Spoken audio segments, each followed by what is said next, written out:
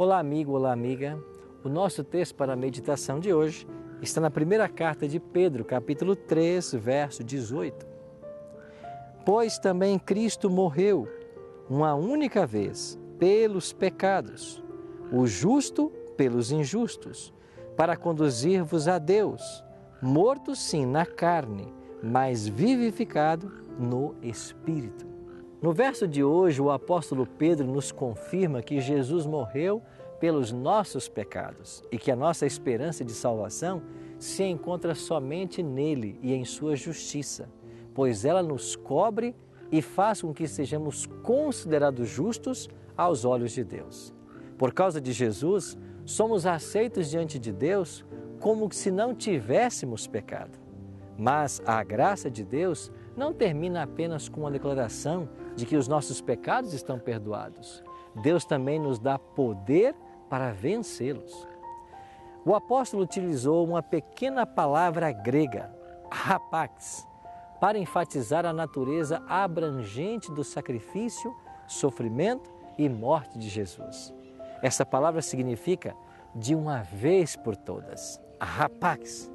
A expressão, portanto, uma vez que, em 1 Pedro 4,1, é uma continuação do que acabara de ser dito no capítulo 3, 18.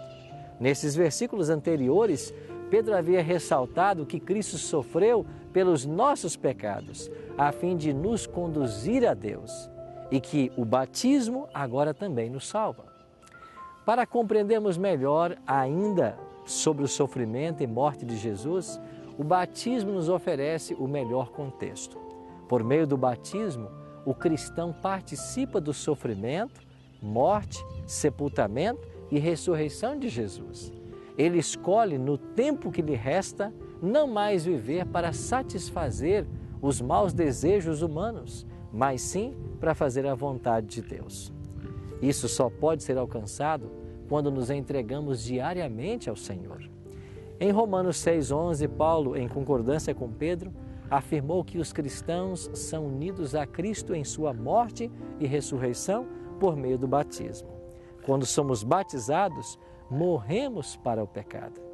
Por isso, queria convidar você agora a fazer com que essa morte para o pecado seja real em sua vida, entregando-se mais uma vez a Ele, abrindo o seu coração e permitindo que Jesus entre e faça nele morada.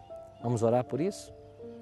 Pai querido, muito obrigado pelo Teu Evangelho, que nos apresenta um Cristo que morreu para nos salvar e que graças à Sua justiça, à Sua perfeita justiça, nós podemos ser declarados justos e salvos, não porque haja mérito em nós, mas pela Tua infinita graça.